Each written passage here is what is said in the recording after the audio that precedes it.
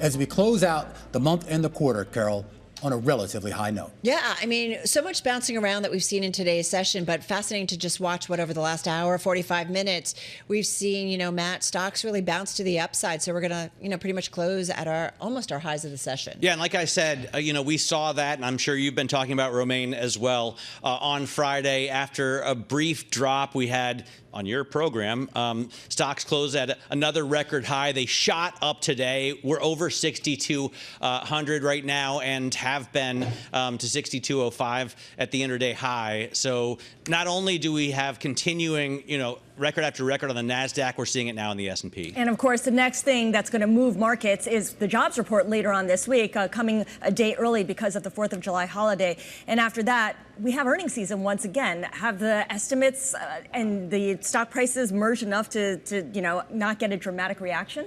And it's kind of interesting. We're actually seeing a lot of analysts out there actually start to downgrade their outlook for earnings. And that's kind of been the trend line before. It'll be interesting to see what those second quarter numbers say. But Carol, I do just want to point out real quickly, too, we are now also talking about a market, not just at record highs, but now heading into overbought territory with the RSI on the S&P above 70. No, it's a really good perspective. You got to look at the valuations, right, in terms of where we are. All right, as you get the closing bells here in New York, let's walk you through the numbers. A lot to parse with the S&P, the Dow, and the NASDAQ all in the green on the day. The NASDAQ 100 closing out at a fresh record high, up 0.6%. The NASDAQ composite up about 0.5 percentage point on the day, while the S&P 500 also adding about 0.5 percentage point on the day. And we should point out, on a quarterly basis, we're talking about gains of about 11% on the S&P 500 and about 18% on the NASDAQ. The Dow getting involved on the day and on the quarter as well, though its quarterly numbers only up by about 5% for the quarter. The Russell 2000 higher fractionally on the day, and for the quarter, it looks like it's going to log a gain of about 8%. All right, to the S&P 500 back there I go. And Scarlett, you've got 348 names to the upside on this Monday, 154 losing some ground and 2 unchanged. All right, let's take a look at the IMAP. And what it shows is that there are only 2 sectors that finished in the red. Consumer discretionary, led by the auto companies, down about 0.8%. Energy also down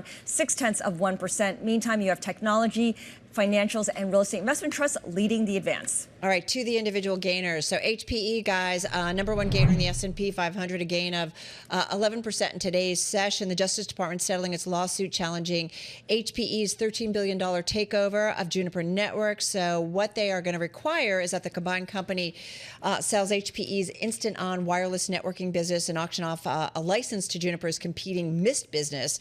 Still has to be improved by a court, would negate the need for a trial that was set to start July 9th in San Jose, California. And the deal would have consolidated the sector from 3 major players to 2, controlling 70% of the market. But the settlement basically preserves competition in the global networking market. But nonetheless, investors cheering HPE. I should point out Juniper also doing well, up about 8.5%. Now I'm going to flip on over to Oracle. It was up as much as 8.5% in today's session, finishing the day with a gain of about 4%, rallying on news that it has signed a single cloud deal worth $30 billion in annual revenue, and it's expected to start flowing in fiscal year 2028. It did not name the customer, but the deal among the largest cloud contracts on record, and would represent nearly 3 times the size of its current infrastructure. You know what I love about this? It said $30 billion annually, right? Yeah. So narrow it down. I mean, how many customers are out there that have $30 billion? Got to be one of the big dudes, right? So yeah, it's a list of about 5. Sounds like. Want to give a hint? No, not on air. Okay. It's just gigantic. It's gigantic. Consider that Google was paying $20 billion a year to Apple, and that was already a mind-blowing figure to put Chrome front and center. So this, is 50% more than that, obviously. It's just huge. Our Brody Ford said, unprecedented scale, unprecedented win for Oracle, but they're also going to have to spend big, right, to meet this, and build it out. So just keep that in mind. Also, at $30 billion earnings. At the deal that they're offering. I don't know if you listen to Bloomberg Radio very often, but never listen. If you sign up for Oracle's web services now, switching from another provider, they'll give you 50% off. So it would be $60 billion a year. I'm not sure if they got a sweetener. Okay. All right, I'm going to go to something a little bit different, a little bit nutty. Ticker is BMNR, Bitmine Immersion, and this one's soaring. It's a microcap Bitcoin miner announcing a $250 million private placement to fund an Ether treasury and named Thomas Lee, the founder of Fundstrat, as chairman of its board. So following in the likes of a model that we've seen by, we talked about this with Joe Weisenthal, a model created by Michael Saylor over at... Love Tom Lee. Yeah, exactly. Stock up 694% here in today's session. Do you not love Tom Lee, Scarlett? I mean, he is a CNBC contributor, so I'm just marveling at the share price jump from $4 and change to $34. It's crazy, right? Pretty remarkable. It's kind of crazy. And I should point out, honorable mention, Apple up about 2% as it's considering maybe outside AI to help Siri. People are happy that it's not going to spend more money on AI. I know. Trying to build its own AI. Just buy it, right? Here are the losers. Amazon.com. I'm not sure if this is why it's down, but I'm sure you've all seen the reporting that you can't get Nintendo's Switch 2 on Amazon.com, the U.S. site, because of a fight they had previously about selling unauthorized Nintendo games. Apparently, people were buying packs of Nintendo's games in Asia at a discount and then bringing them here to sell for cheap on the U.S. site. Now you can't find a Switch 2, which is like the biggest console launch of all time. They sold 3.5 million Switch 2s in the first 4 days, and they're looking to sell 15 million total. Tesla, you saw down as well. It had been up briefly in this morning's trade when I was anchoring Bloomberg Open Interest, which is weekdays from 9 a.m. to 11 a.m. on Bloomberg TV.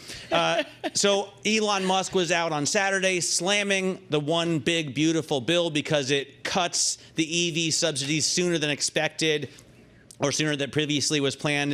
In September, you won't be able to get the $7,500 back if you buy a Tesla or some other EV.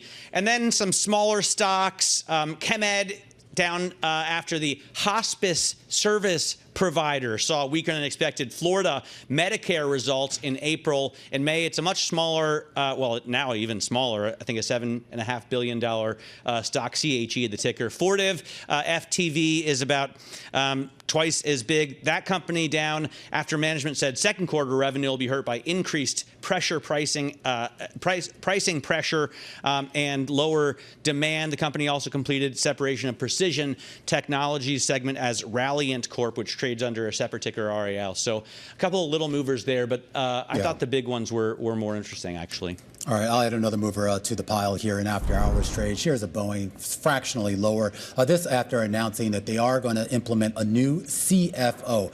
Brian West, who's been in the job for a little less than 4 years, going to be stepping aside. And Jay Malavy, who had been the CFO over at Lockheed Martin up until about April, will be taking on that role. Of course, Kelly Ortberg, relatively new CEO at Boeing, has been trying to reshape things and get this company and, more importantly, the stock back on track. But again, the headline, a new CFO at Boeing. All right, let's check in on yields for just 1 second here. We did see them move down, as that, of course, has been the trend line for the past few weeks, a continued steepening of the yield curve, only down about 3 basis points on the shorter end of the curve, a little bit more of a move that we saw on the longer end of the curve, dropping about 5 basis points for your 30-year yield. All right, guys, I want to get to some of the stories that definitely caught our attention. Matt and I have been talking about this a little already, and I'm assuming maybe a lot of folks in the newsroom, because it was a pretty hot weekend, and so not sure how many people ended up staying inside, maybe watching some stuff because, in their air conditioning. But Squid Game, it's next season coming out on Netflix. Not doing so well. And I got to say, I finally watched the first seasons. I don't know. What season are we in? Are we in 2 or 3? We're in 3. I think. We're in 3. All right. I think I watched the first 2 seasons because my daughter... The first 2? My daughter... How could you, after watching the first one, why would you want to do that to yourself again? What a horrendous experience. My daughter and her friend were like, you've got to watch this. I feel like it's part of our cultural background. And I was kind of... It was depressing. It was super depressing, but I kind of couldn't stop watching. It would have to be 150 degrees out before I would watch this. I mean, I saw the first one because I thought I needed to understand its commentary on society. Totally. But I don't need to see that commentary 3 different times. I mean, it was a horrible, horrible experience. What a depressing... I know. I mean, why would I want to spend my time doing that? Did you guys watch? I didn't watch the I watched the first season. one. I didn't watch the second one because, just as Matt expressed, I was like, I think I got the message. I don't need it hammered in to me. Romaine, you have no Squid Game? I haven't seen thoughts? this. I mean, honestly, I'm not a fan of squid. So, yeah, not really my cup of tea. No squid there. Not even fried, like calamari or something? I don't know. Squid. And I'm a conspiracy theorist on that. You know it's not real squid, right? All right. You know what it is. What is it? Octopus? No. Google it yourself. Okay. or perplexity it, or whatever we're saying now these days. All right. Thanks for the help there. All right, we're gonna wrap. You're going to be shocked, Matt. Wait, we didn't. I thought we were going to talk about F1. That's what I care about. I thought you guys were going to talk about F1. He's really upset. I mean, he Wait till it's available on Apple Plus. We can talk about F1 then. You have to see it in the IMAX. That is a wrap. Our cross-platform radio, TV, YouTube, Bloomberg Original, Scarlet and Romaine continuing there on TV. Matt and I continuing here on Bloomberg Business Week Daily. He's, of course, in for Tim. We'll see you again, same time, same place tomorrow.